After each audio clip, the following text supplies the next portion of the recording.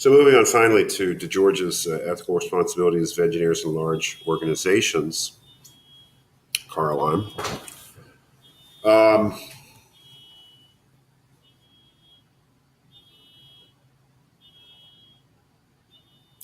the spirit of this can be read in the first paragraph. The idea that DeGeorge thinks that engineering ethics has, to a certain degree, gone too far. That it is trying to require that engineers be moral heroes, and that is too stringent a requirement. And basically, his way of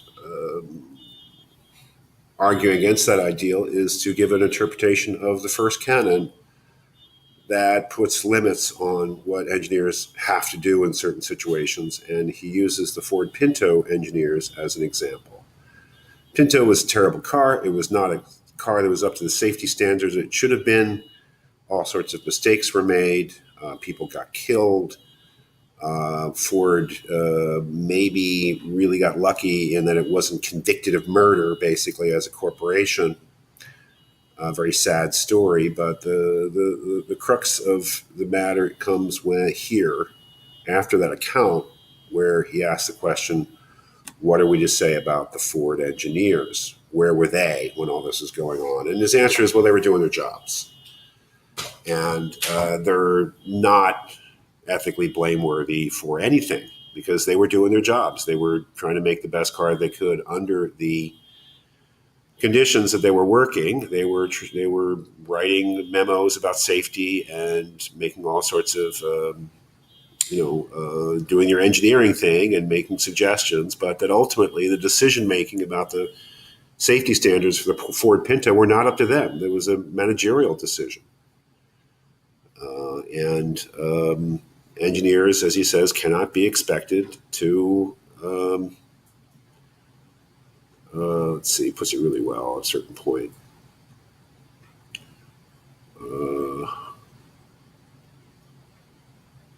Engineers in large firms have an ethical responsibility to do their jobs as best they can, to report their observations about safety and improvement of safety to management, but they do not have the obligation to insist that their perceptions of their standards be accepted. They're not paid to do that, they're not expected to do that, and they have no moral or ethical obligation to do that. That is the key point, I would say. That if you're asking engineers to take responsibility for public safety in terms of the products that corporations make, you are asking them to do something which is unreasonable because it's not really in their job description.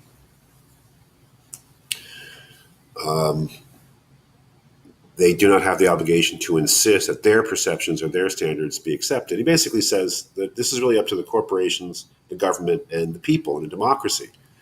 Safety standards are things that need to be set in a democracy by government, the will of the people. It's not something that engineers are supposed to impose upon people. It's something that people are basically supposed to impose on themselves.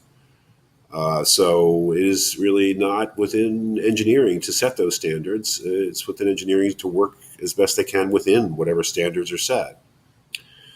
Which is an interesting point. I'm not saying it's exactly correct. Obviously, we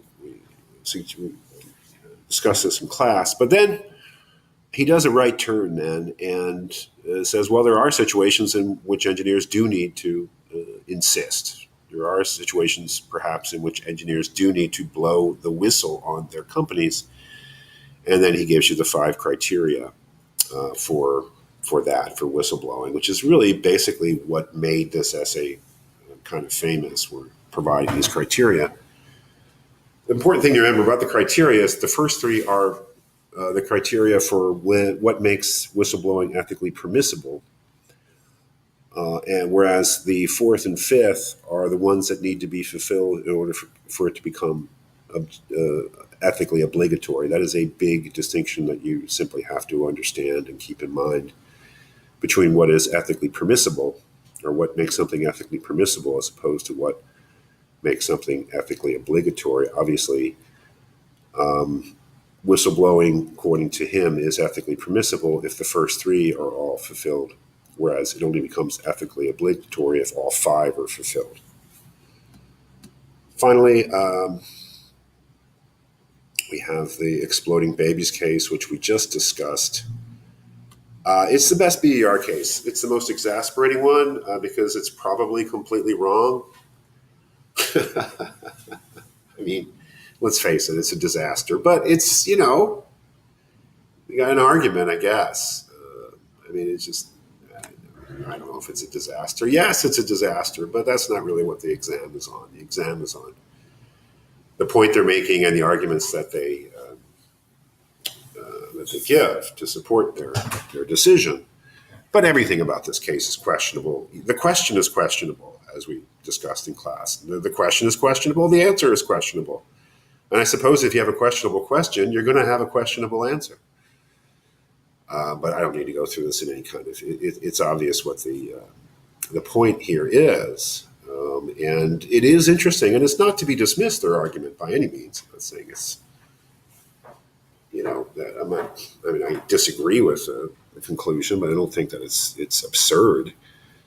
Basically, what they're saying is that this engineer who had very valid safety concerns, obviously, did not err in having concerns or pursuing them. The engineer erred in the way that he pursued them, and especially in not exhausting internal channels for dealing with the issue before making his ultimatum, which they characterize as a threat, which I believe is incorrect way of describing it. But they say that he threatened his employer. I don't think it amounts to a threat. I would rather call it an ultimatum, but maybe that's just a matter of semantics. Okay, well, again, this was just a quick overview of what we read, the kind of things that I'll be thinking about as I prepare the exam, which I have not done yet. So you've gotten a little, if you've listened to these and the car alarm in the background, then God bless you, and you'll have a window into my thinking as I make up the exam.